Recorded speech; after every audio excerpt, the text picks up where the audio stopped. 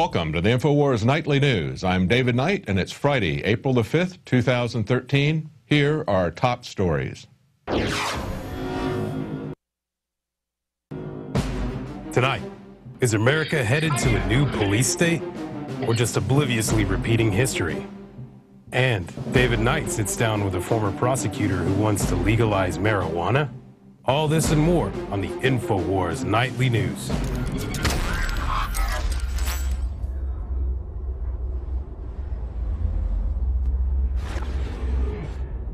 Well, this is big breaking news. At least it's news to me, or anybody that's been watching Obama for the last 4 years. He says that he is constrained by the system our founders have put into place. Paul Joseph Watson covers a story here. He says, during a speech in Denver, Colorado, President Obama remarked that his gun control agenda was constrained by the system our founders put in place, as he lambasted Second Amendment advocates who argue gun ownership is a means of protection against government tyranny. He said, you hear some of these quotes. I need a gun to protect myself from the government. We can't do background checks because the government's going to come and take my guns away. Well, the government is us. These officials are elected by you. They're elected by you. I am elected by you. I am constrained as they are constrained by a system that our founders put in place. It's a government of and by and for the people. Well, as Infowars has documented and as restates in this article, Obama has flagrantly violated the Constitution in all manner of different ways, from undermining the power of Congress, an act of treason according to Congressman Walter Jones, by insisting his authority came from the United Nations Security Council prior to the attack on Libya, and that congressional approval was not necessary, to accepting rotating status as a chairman of the UN Security Council, which is a direct violation of Article 1, Section 9, Clause 8 of the Constitution. And actually, that's just an abbreviated list, of course. You know, he's been doing secret assassination lists where he denies people due process, even American citizens abroad. He signed the NDAA and said, oh, don't worry, I won't use it. I won't use the new power that I've given myself and other presidents. Well, you know, it was Thomas Jefferson that said, in questions of power, trust no man. He said, let no more be heard of confidence in man, but bind him down from mischief with the chains of the Constitution. Well, that means they have to actually obey the law that they've sworn an oath to. They actually have to pay attention to things like the First Amendment and the Second Amendment and the Sixth Amendment that guarantees our due process. But what Obama has done, as he did last summer with the Immigration Act, when he finds that he can't get support even amongst his own fellow Democrats, his own political party, what he'll do is an end around the legislation. What he'll do is just sign something into law, as he did the Immigration Act. And now we see Homeland Security, as we showed last week, licenses in North Carolina are saying legal presence for illegal immigrants on the driver's licenses being issued by the state of North Carolina. And that is done under the direction of the Department of Homeland Security, which is implementing Obama's dictatorial orders. We also see that gun control, in my opinion, is being enacted by non-legislative means. He's going around Congress again, using Homeland Security again to try to buy up ammunition so that we effectively can't use our guns. There's another way to do gun control. Well, if you want to see what government looks like when it's out of control, if you want to see, think of any dystopian movie that you've seen, 1984, Brazil, even Clockwork Orange, something like that. Take a look at this clip. Knock it off.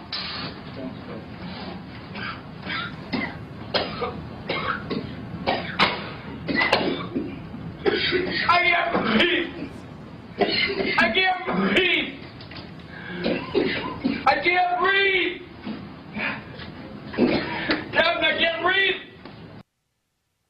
That's about as disgusting as police brutality and a police state get. If you think you can trust people because they work for the government, that they're from the government, therefore they're here to help you, watch that video. Watch it in its entirety. It goes on for a very, very long time. This is worse than the protesters that were being sprayed in the face in California. I think it was Berkeley, some university in California, where the cop, the security guard, just walked along and sprayed them in the face as they were sitting there. This guy is constrained. And this is what happens. This is the article. 1984's Room 101. Video from U.S. prison shows inmate held down and pepper sprayed at close range. And from the tape, it says, "You're never going to win." The guy who's spraying him says, "The bottom line is the House wins every time." That's what Maine Correctional Center Captain Sean Welch said to a prisoner who was strapped into a restraint chair, his face coated with pepper spray, and his legs shaking in pain and fear. And in the video, we see Schlosser immobilized in the restraint chair and surrounded by officers in riot gear. He remains compliant until one of the officers pins Schlosser's head to the back of the chair. He responds by squirming and then spitting at the officer, and without warning, Captain Welch suddenly coats his face at close range with pepper spray from a canister that is only intended to be used on large crowds at a distance of 20 feet or more, according to an investigator's report.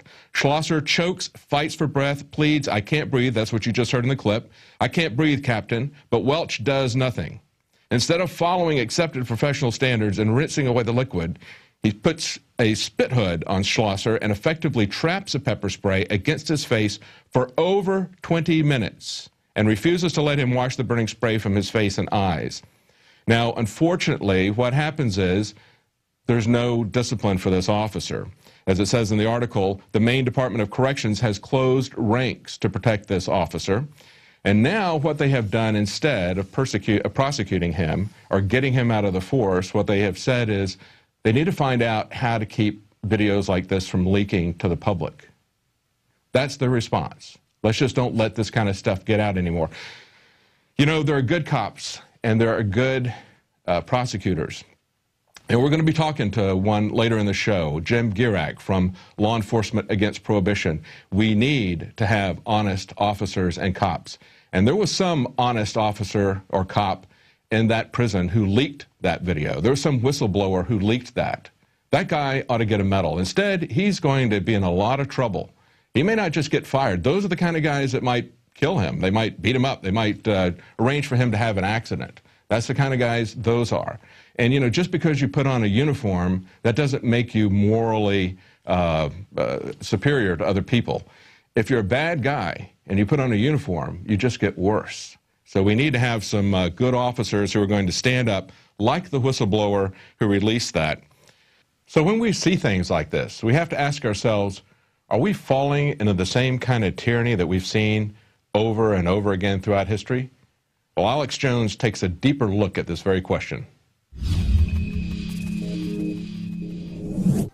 I want you to listen to me very, very carefully, because we are all in grave danger. A dire warning for every man, woman, and child, not just in the U.S., but worldwide. I have studied the 20th century, and I've studied tyrannies that came before it. And the exact pattern followed in Nazi Germany, Soviet Russia, Communist China, the list goes on and on. The exact pattern that was followed in those nations is now being established here. Do you think in Nazi Germany, in the first 6-7 years of the Nazis, that it was in the news that oppressive bad things were happening or that people were disappearing? No. Do you think from the time that Lenin was in power and decades later Joseph Stalin, do you think it was in the Russian news that the government was being oppressive and sending people to gulags and taking their children for minor offenses? No. The state-controlled and state-run media was promoting it as a good thing. Now, we've talked a lot about how millions of veterans are getting letters saying you have to turn your firearms in. No judge, no jury, no psychological evaluation, no nothing. Turn your guns in. Others are being raided without warrants. Their guns are being confiscated. They're being put in psychiatric facilities and are being billed for it, and then being told you won't be released unless you sign papers agreeing that you're mentally ill. I've interviewed them. You've seen it in your local news. It is a purge that's happening. The hospital, my primary care physician called to have a wellness check placed on me, and the local police perform a wellness check. Well, the local police came up, and there was nothing wrong with me. I had no, there was no anxiety. I wasn't combative. I basically, but I wasn't with anybody, so I had no witnesses, and they didn't have a warrant, and they, through intimidation, forcefully commandeered my vehicle and entered my home, searched and seized my weapons, and then, you know, carted me away in an ambulance to a psychiatric evaluation, which I was held for 72 hours. And Homeland Security says veterans, returning veterans, are the #1 terror threat, when statistically they have one of the lowest crime rates. This is a group being demonized. You've seen where Illinois has tried to put people in jail for life for filming or taping police in public, something completely protected under the First Amendment.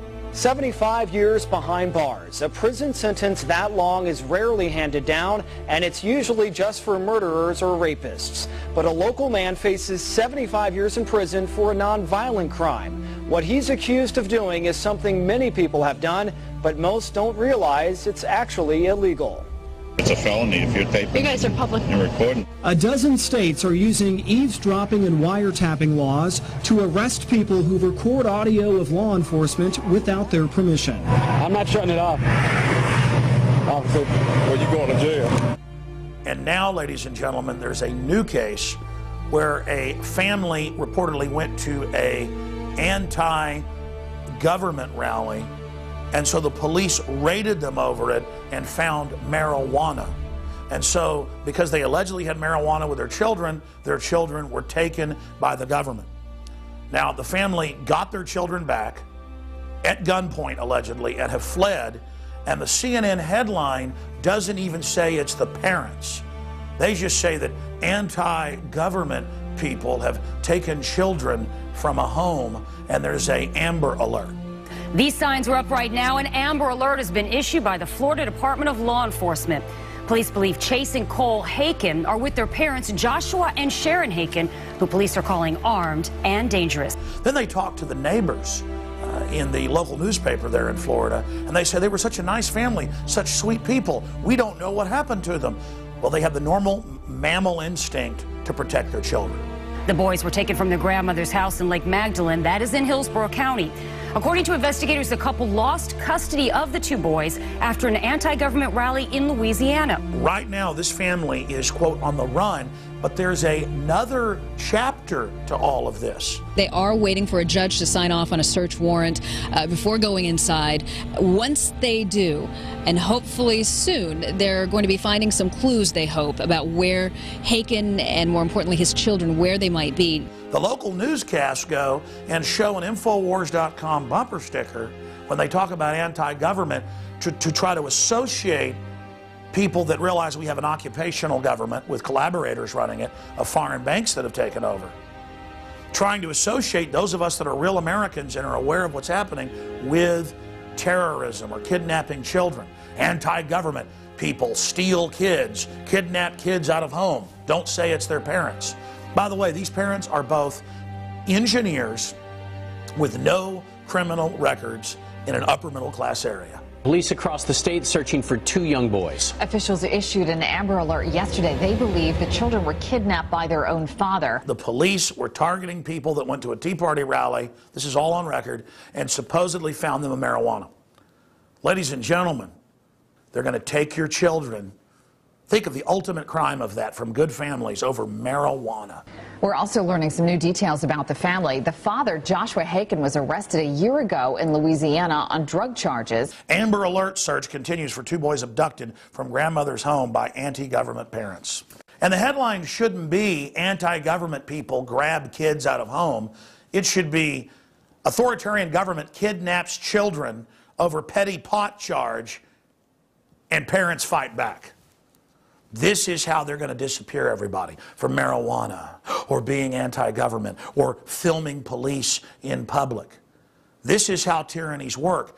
In the first phases, they just start arresting people and throwing the book at them because they love liberty. Later, then, they start arresting people en masse, but only after they have their national ID cards and their cashless society. And that's what's now going into place. Homeland Security is the foreign Army. It is the 5th branch of the U.S. military under foreign globalist control, openly saying veterans, conservatives, libertarians, gun owners, Tea Party people in the Feders are terrorists. Well, you know what? We're not terrorists. The globalists are the ones funding al-Qaeda worldwide in Libya and Syria. They're the ones using al-Qaeda to menace us, to then set up a police state and take our rights. And they're now claiming, don't worry about al-Qaeda, worry about the American people. You're seeing an authoritarian criminal takeover. They're going to push us and push us and push us until we stand up against them, and then they're going to call us terrorists. And then they're going to blow up federal buildings and say we did it, to try to get the general public in a cowardly fashion to go along with it. And I want to tell the cowardly public something. Giving into this tyranny ensures they're going to take all your private pension funds, your public pension funds, and your bank accounts. That's now all being announced. And so go ahead and serve it. You're going to bring in our destruction. Your cowardice, your sheep-like behavior invited every wolf on the planet to come here to feed on the joke that America's turned into. I want America to pull up, to stop trusting government, and to get in the face of these bureaucrats and to take action against them politically before it turns into a physical shooting war. And if you don't like that, you're not an American, because that's what this country was founded on. Now back to Infowars Nightly News.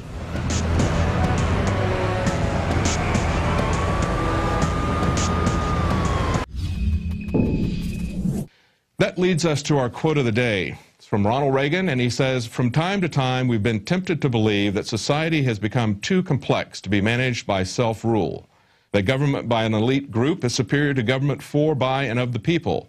But if no one among us is capable of governing himself, then who among us has the capacity to govern someone else?" Well, that really is kind of a repeat of something that James Madison said. Reagan kind of rephrased it in more contemporary language. James Madison, one of the founders, said, "If men were angels, no government would be necessary. But if angels were to govern men, neither external nor internal controls of government would be necessary." In other words, yes, we're not angels, but neither are the people that we put in government. So we have to watch them. As Jefferson said, we have to bind them with the chains of the Constitution, and we have to keep them ultimately accountable with an armed citizenry. That goes back to the first thing we were talking about tonight.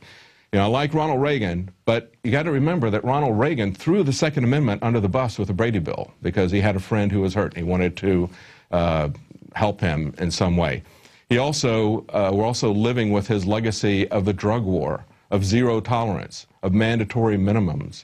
We saw things like giant budget deficits for the time that we're still living with, precedents that were set, deals that were struck, things that made Ron Paul, who was the earliest supporter of Ronald Reagan, resign in disgust in 1986. So I like what Ronald Reagan says, but we have to, as he would say, trust and verify. We have to look at what he actually did, and that's the way history should judge us. Jakari Jackson here, and I want to talk to you for a second about water. You know about ProPure, our flagship water purification system, but check out some of our portable water filter products at InfoWarsStore.com. The clearly filtered water pitcher. Also, for those of you on the go, we have the Athlete Edition filtered water bottle and the RAD Eliminator Pro filtered sports bottle that removes radiation. And keep in mind, we have replacement filters for all of these products. The ever-popular grab-and-go bag favorite, the Life Straw, the Crystal Quest shower filter system, and the Aquapod kit, great for mass storage of water. And while you're at the InfoWars shop, pick up a copy of our latest book, 31 Days to Survival. You can find all this and more at the InfoWarsStore.com, and don't forget it's your support that funds our operation. Sign up for our free newsletter at Infowars.com/newsletter.